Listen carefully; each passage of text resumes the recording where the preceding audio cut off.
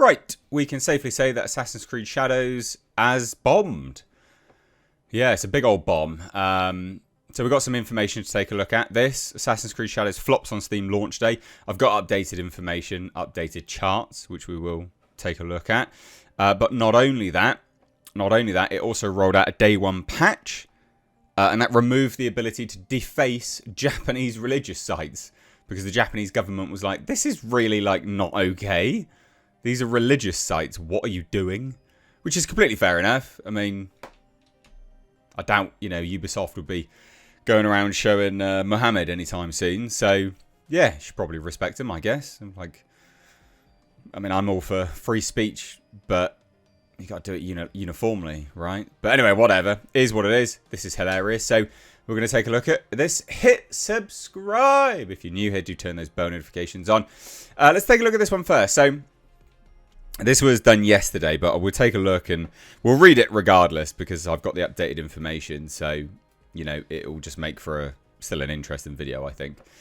But yeah, so effectively, day one, we've got absolutely awful viewing figures. We can see it here, or playing figures, should I say.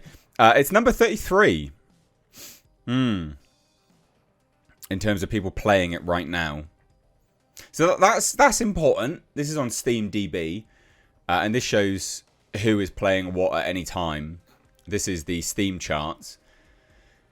And Counter-Strike 2 is still the all-time biggest, 1.5 million.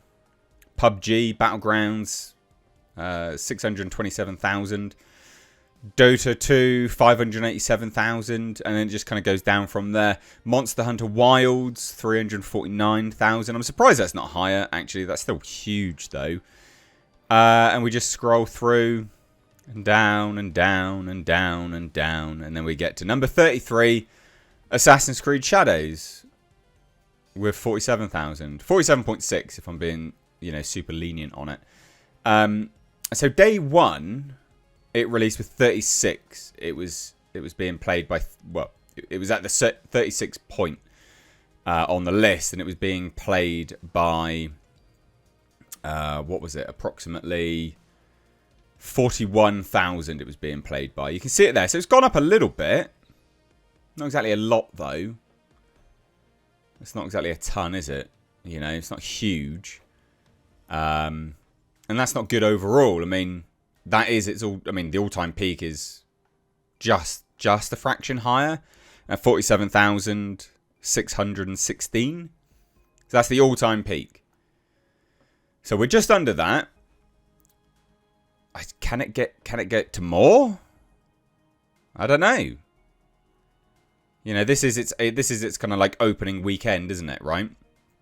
So it's opening weekend, you'd expect really big numbers. Opening day, yeah, you can forgive it for being a little bit lower. It's climbed up the chart, 33, still not huge. Certainly not what Ubisoft would want. Let's get real here.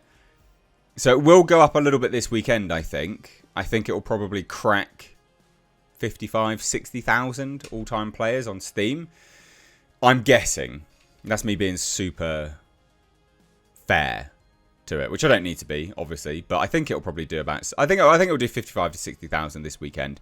It is kind of, it's its first weekend. People have more time, and you're seeing it start to go up and up and up from now.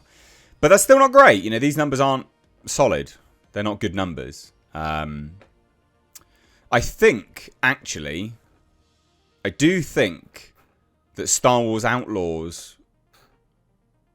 Well, no, Star Wars Outlaws was worse than this. I think Dragon Age The Veilguard was something similar to this. And that's been an out-and-out failure, so that's not good. Mainstream media reviews are not good. I mean, they are good. They're shills. Everyone's just rallying around it because they see it as like a leftist message, I'm assuming. And this is what I mean, like this, for instance, right? Here's one which is just bizarre. There are problems with Assassin's Creed Shadows for sure, but it's so fun to play. It's telling a gripping story, and there's so much sense of progress and reward for every little thing you do that it actually feels like an open world game that's taken its cues, blah, blah, blah. But they gave it 100. It's got problems. 100. What? What? I mean, that's nonsense, obviously. You can't start with, well, it's got problems, but it's fun to play. Then it's not 100 then, is it? Idiot.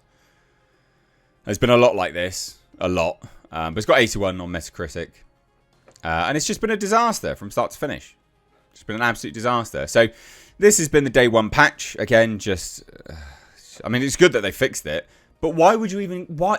Like, everything that could go wrong with this game has gone wrong. I did a video yesterday where I showed the cringe dialogue. You've got an element of it which literally sounds like text-to-speech AI. It's awful. It sounds like, I don't know, it's just... I don't get it. Like, how has this taken as long as it has to develop? And it is this bad.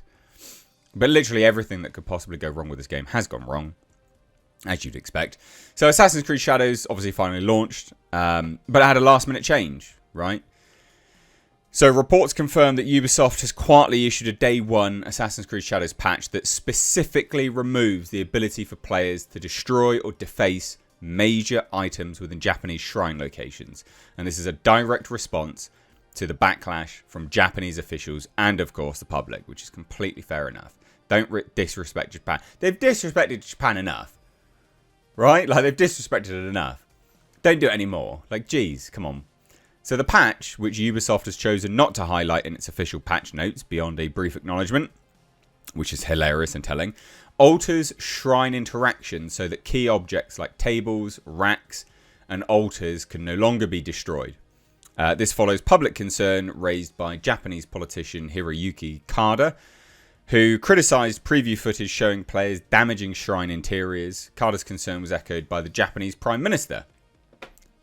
God, everything that could go wrong has gone wrong. Who described the destruction of shrines as an insult to the nation itself and emphasised the importance of respecting cultural and religious heritage. Perfectly fair enough. Again, you wouldn't be showing Muhammad anytime soon, so... Yeah. Ubisoft's decision to quietly implement this change suggests just how sensitive and volatile the situation has become. Rather than proactively addressing the issue in the game's development, Ubisoft waited until the 11th hour to walk back one of the more controversial gameplay elements, which is just dumb. Like, what a pile of dumb shit this whole game is. It's just bad. Like, it looks bad. It is bad. It plays bad. It's got bad viewership. Again, you can see here, all-time 416. How many is it changing now? For 47,600. It will climb up. I doubt this. Here's my prediction. I doubt this will crack 100,000 players. I think it will struggle to do 100,000 players on Steam, which is terrible. That's garbage. So there you go. It's been a disaster. Will this lead to the end of Ubisoft? Actually, maybe. Because their stock is terrible. Like, actually terrible. It's disastrous. And here you go. It's down already. Down 6.73% today alone. That is a direct response of the game. Again, if that game was good, the stock wouldn't be crashing the way it is right now. This is disastrous. Thursday, and then it's just gone. Just crashed. Stock's just crashed. Look at that. It peaked because they were like, oh, the game's come out. Yeah, no. People hate it. Shit. Because it's not doing the numbers that they wanted it to. Absolutely disastrous. Look at this. So yeah, this could actually lead to the end of Ubisoft. Is that good? Yeah, I guess so. I mean, you know, you're going to make dog shit like this. Yeah, you deserve to go under. Like, stop making crap. Obviously. Anyway, love to hear your thoughts. Drop it down below. Take care. Bye-bye now.